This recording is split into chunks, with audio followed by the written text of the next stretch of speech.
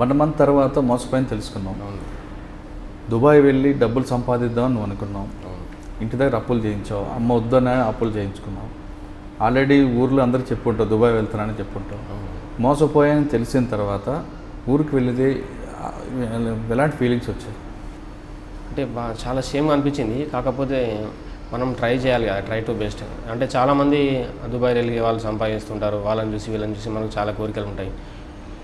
మనకు కూడా అలాగే జరుగుతుందని చెప్పి మేము పాజిటివ్గా థింక్ చేస్తాం. అంతేగాని ఇలా నెగిటివ్గా జరుగుతుందని చెప్పి మేము ఎప్పుడు కూడా అనుకోలేదు అట్లా. ఓకే, అంటే డబ్బులు సంపాదిద్దామని అమ్మతో వద్దన్నా డబ్బులు ఖర్చు పెడతా అప్పు చేయించి వెళ్ళావు. మరి ఇప్పుడు ఆ డబ్బులు అప్పు తీర్చుకోవాలిగా. ఆ అప్పు తీర్చాలి అంటే నాన్న లేరంటున్నావు. అమ్మ మీదే ఆధారపడ్డ కుటుంబం మీది. నిన్ను చదివించడానికే చాలా కష్టపడిన అమ్మ ఇప్పుడు నీ ఉద్యోగం కోసం 60,000 రూపాయలు అప్పు చేసింది. అంటే నువ్వు సంపాదిస్తే అప్పులు తీర్చుదాం అనుకుని అమ్మ అనుకుంది. అవునా? అవును. మరి మరొకసారి అప్పుల్లోకి నెట్టినట్లు అంటే ఇక్కడ మోసపోయావు కాబట్టి. అవును సార్. మరి ఫీలింగ్స్ ఎలాగుంటాయి అక్కడ నీకు వెళ్ళేసరికి? అమ్మను చూడాలనిపిస్తుందా? అక్కడ మనం చూడాలనిపిస్తే కానీ బాధ అనిపిస్తుంది. ఇక ప్రతిరోజు అదే గుర్తు వస్తుంది మనకు. ఏమనిపిస్తుంది అంటే అమ్మలో ముఖం పెట్టి చూడాలని కొంచెం ఇబ్బంది ఉంటుందేమో కదా? ఇబ్బంది ఉంటుంది సార్. ముఖంలో బయటి చూడాలంటే ఇబ్బంది అనిపిస్తుంది. ఎందుకంటే అమ్మాయి ఉంటుంది సార్. అమ్మాయి ఉంటుంది ఏమనలేదు, ఎందుకంటే చదువుకున్నాడు కాబట్టి. నువ్వు మోసపోయిన విషయం అమ్మకి తెలిసిందా? అమ్మకు తెలిసింది. ఏమన్నారు? అమ్మ బాధపడింది. ఇప్పుడు కూడా బాధపడుతున్నది. వస్తాయి కావచ్చు మనీ, మళ్ళీ మనకు రిటర్న్ వస్తాయి కావచ్చు అని చెప్పి ఓపిక పెట్టుకుంది అన్నమాట. తిట్టిందా? నేను చూద్దంటే తిట్టింది. ఏమన్నది? ఉంటుంది. ఈయన ఇప్పటికి కూడా హైదరాబాద్ వచ్చి ఇలా సార్ రమ్మన్నారు, ఇంటర్వ్యూ తీసుకుంటారట అని చెప్పి అంటే, రావు కావచ్చు రావి, నువ్వు ఫస్ట్ డబ్బులు కట్టి తప్పు చేసినావు అని చెప్పి తిట్టింది. అంటే అమ్మని ధైర్యంగా ఫేస్ చేయగలుగుతున్నావు ఇప్పుడు? ఫేస్ చేయగలుగుతాను. వద్దన్నా వినకుండా నేను డబ్బులు కట్టానని అవును. బాధ అనిపించట్లేదు? బాధ అనిపిస్తుంది, ప్రతిరోజు బాధ అనిపిస్తుంది. అప్పు తెచ్చి కట్టినాం కదా సార్. మరి అటువంటి నకిలీ వీసాలు దొరికితే ఏం చేయాలనిపిస్తుంది? పోలీస్ కంప్లైంట్ ఇవ్వాలనుకుంటున్నావా లేదా వాళ్ళ నీ డబ్బులు తీసుకోవాలనుకుంటున్నావా? డబ్బులు తీసుకోవాలనుకుంటున్నాను నేను. డబ్బులు తీసుకోవాలి, యాజ్ వెల్ యాజ్ వాళ్ళ మీద యాక్షన్ కూడా తీసుకోవాలని అనుకుంటున్నాను. ఇలాంటి ఇల్లీగల్గా రన్ చేసే కన్సల్టెన్సీని మొత్తం రైడ్ చేసి తీసేయాలని చెప్పి. సరే నగేష్, మీ దగ్గర జగిత్యాల ఎక్కువ శాతం జగిత్యాల, కోరుట్ల, కరీంనగర్, నిజామాబాద్ ఆ ప్రాంత వాసులే ఈ గల్ఫ్ కంట్రీస్కి వెళ్ళాలని ఎందుకు అనుకుంటారు? అంటే మా డాడీ వాళ్ళ తాతలు అప్పటి నుంచి కూడా చాలామంది వెళ్తున్నారు. వాళ్ళని చూసి ఒకరిని చూసి ఒకరు అట్లా వెళ్ళడం జరుగుతుంది అన్నమాట.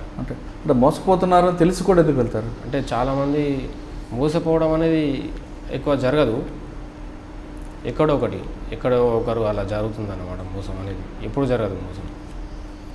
కానీ ఇప్పుడు తర్వాత తెలుసుకున్నావా అక్కడ పడ్డ బాధల గురించి? ఏమన్నా తెలుసుకున్నాను నేను. అప్పుడు ఏమనిపిస్తుంటుంది?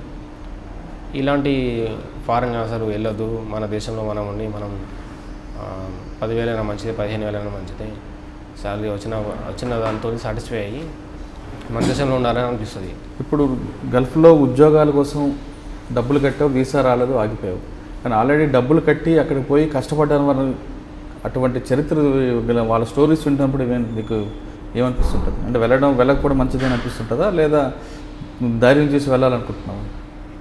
ఇలాంటి కష్టాలు అంటే అక్కడ వెళ్ళొద్దు అనిపిస్తుంది. కాకపోతే కొంతమంది వెళ్ళి మనీ సంపాదించి వాళ్ళు బిల్డింగ్ కట్టిరాట, వీళ్ళు పైసలు బాగా సంపాదించారట, వాళ్ళు ల్యాండ్ కొన్నారట అన్న తర్వాత వాళ్ళని చూసి మనకు ఆశలు పుడతాయి అన్నమాట. వాళ్ళని చూసి మనం వెళ్ళాలి, ఇట్లా జరుగుతూ ఉంటుంది అన్నమాట. ఇప్పుడు ఫైనల్గా నేను క్వశ్చన్ అడుగుతా, ఆన్సర్ సీరియస్గా చెప్పాలి. చెప్పండి సార్. బీటెక్ చదువుకుని నువ్వు ఇక్కడ ఉద్యోగం కాదనుకొని అప్పు చేసి మోసపోయావు. అవును సార్. నీ తర్వాత వచ్చే జనరేషన్కి లేక కొంతమంది వాళ్ళకి జూనియర్స్కి కానీ దుబాయ్ వెళ్ళాలి, సంపాదించుకోవాలి అనుకున్న వాళ్ళకి నువ్వు ఇచ్చే మెసేజ్ ఏంటి? చెప్పే మెసేజ్ ఏంటంటే మన దేశంలో ఉన్న కన్సల్టెన్సీ ఏది కూడా నమ్మద్దు. ఫారెన్ వెళ్ళాలనుకుంటే విజిట్ పైన వెళ్ళి కమ్యూనికేషన్ ఉంటే సొంత టాలెంట్ తోటి జాబ్ సంపాదించుకోవాలని నేను నా జూనియర్స్ నేను చెప్తాను. ఇదొకటి. అంటే దుబాయ్ వెళ్ళదంటావా లేదంటే ఫారెన్ కంట్రీస్ వెళ్ళాలనుకున్న ఆశ, వెళ్ళాలనుకున్న కోరిక ఉన్న వాళ్ళకి వెళ్ళి అక్కడ ఇంటర్వ్యూకి అటెండ్ అయ్యి జాబ్ సొంతంగా సంపాదించుకోవాలి. కానీ మన దేశంలో ఉన్న ఇల్లీగల్గా నడిపిస్తున్న ఇలాంటి కన్సల్టెన్సీని అసలు కూడా సంప్రదించవద్దని నేను కోరుకుంటున్నాను. ఓకే, విదేశాల్లో డబ్బులు సంపాదించాలనుకున్న వారు ఖచ్చితంగా అక్కడ నేరుగా వెళ్ళి ఇంటర్వ్యూలో పాల్గొని ఉద్యోగం సంపాదించాలి. కానీ ఇక్కడున్న ఏజెన్సీ ద్వారా అంటే రిజిస్టర్ కాని ఏజెన్సీ ద్వారా వెళ్ళి మోసపోవద్దంటూ నగేష్ తనకున్న బాధ ద్వారా అతను ఎక్స్ప్లెయిన్ చేస్తున్నాడు. For more videos, subscribe to iDream. And loads of fun entertainment and content, do watch iDreams. Do subscribe iDream Media. Please subscribe iDream. దయచేసి iDreams మీరు సబ్స్క్రైబ్ చేయాల్సిందిగా నేను కోరుతున్నాను. I am Dr. Nayak, DT Nayak. For more videos, please subscribe to iDream. Please subscribe iDream News. Please subscribe iDream. Please subscribe iDreams. మీరు చూస్తున్నారు iDream News.